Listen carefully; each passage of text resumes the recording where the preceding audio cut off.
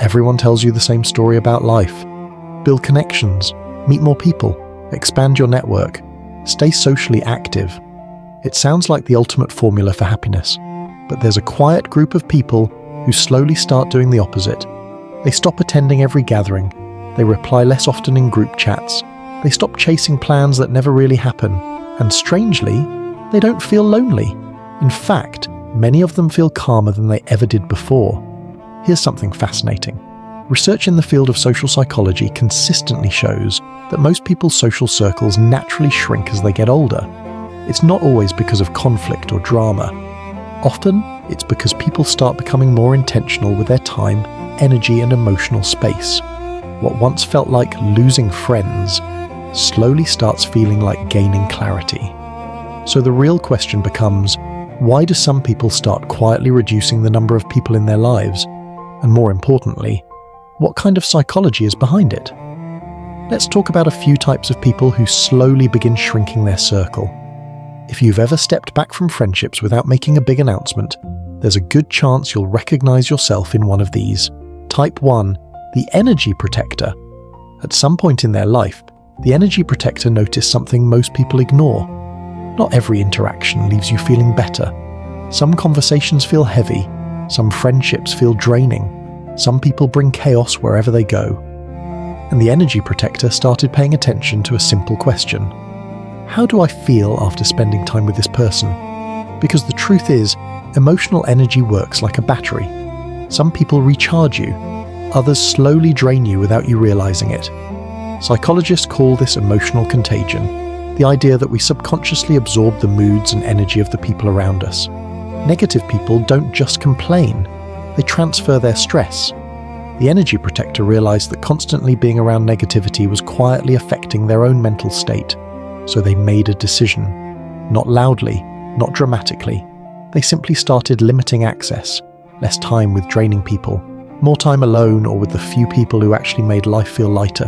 From the outside, it looks like their circle is shrinking, but from the inside, they're just protecting their peace. Type 2, the pattern recognizer. The pattern recognizer didn't wake up one day and decide to cut people off. Instead, they started noticing patterns.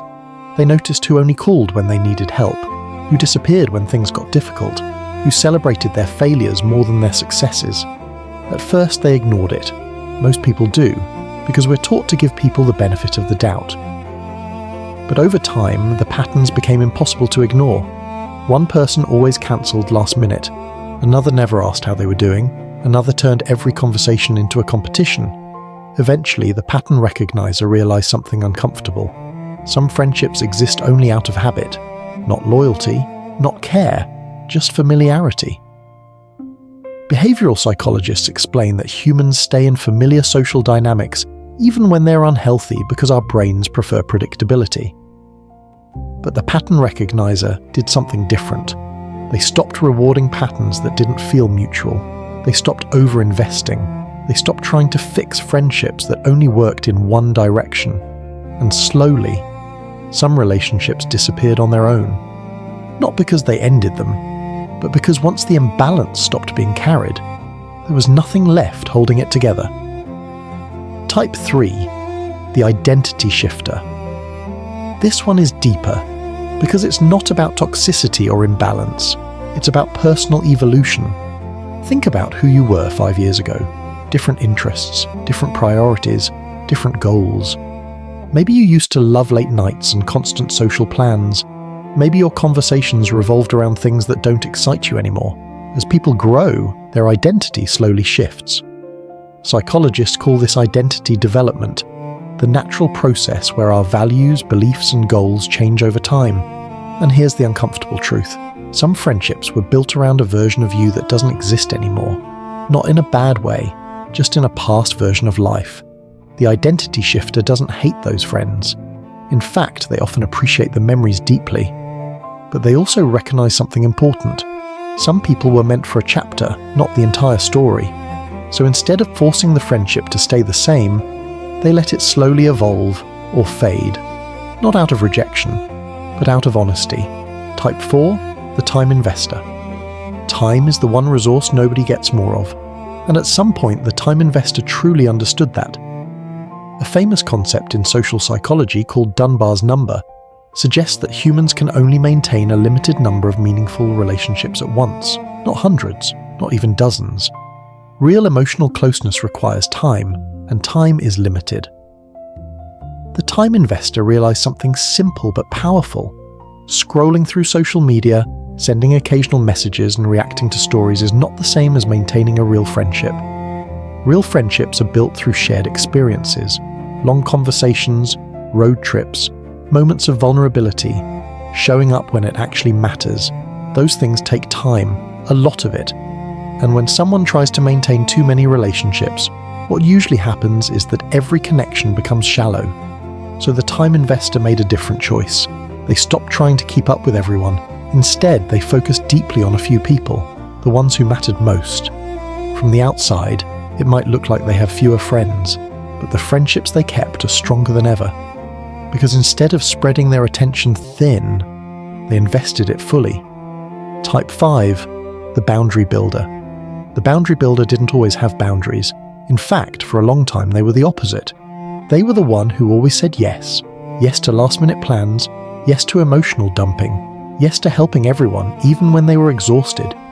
At first it felt like loyalty, but slowly something started to feel off. They noticed that some people expected their time, but never respected it.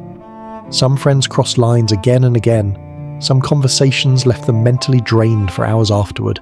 And the boundary builder finally realized something most people learn the hard way. Kindness without boundaries eventually turns into self-neglect. Psychologists often talk about the concept of personal boundaries, invisible lines that define what behavior we allow in our lives. People who lack boundaries tend to attract people who ignore them. So the boundary builder began making small changes. They started saying not today. They stopped answering every message immediately. They stopped explaining themselves every time they chose their own needs. And something interesting happened. Some friendships adjusted, others disappeared completely. Because many relationships only work when one person is constantly overgiving.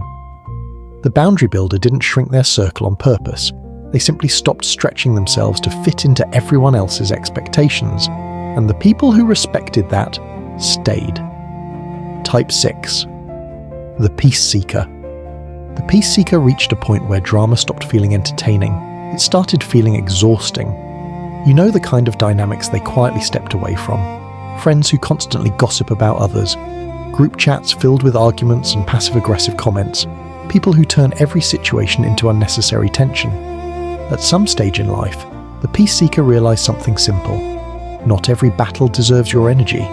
Conflict psychology shows that some people unconsciously thrive on social drama because it gives them stimulation and attention. But the peace seeker slowly lost interest in that cycle. They stopped participating in gossip. They stopped engaging in pointless arguments. They stopped explaining themselves to people who misunderstood them on purpose. And when you remove yourself from drama, you naturally remove yourself from the people who create it. So their circle got quieter, smaller, but also calmer. The conversations became deeper. The friendships became more genuine. And for the first time in a long while, their social life stopped feeling like a battlefield. It started feeling like peace.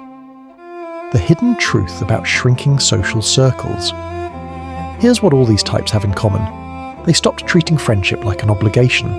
Many people maintain relationships simply because we've known each other for years, or it would feel wrong to drift apart. But time alone doesn't automatically make a relationship meaningful. Connection does. Mutual effort does. Respect does. When people start valuing their emotional energy, time and growth more carefully, their circle naturally becomes smaller. But something interesting happens. The fewer people they keep around, the more authentic those relationships become. Less noise, less obligation, more real connection. And maybe that's the real point. A shrinking friend circle doesn't necessarily mean someone is becoming antisocial.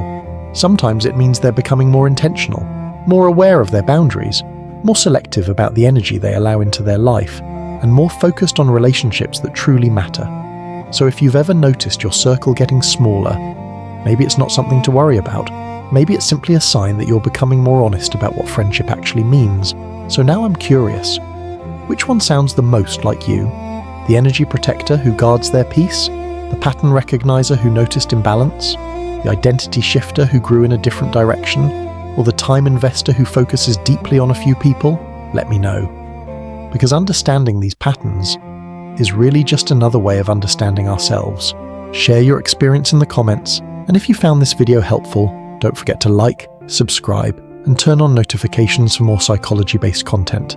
Thanks for watching. We'll see you next time.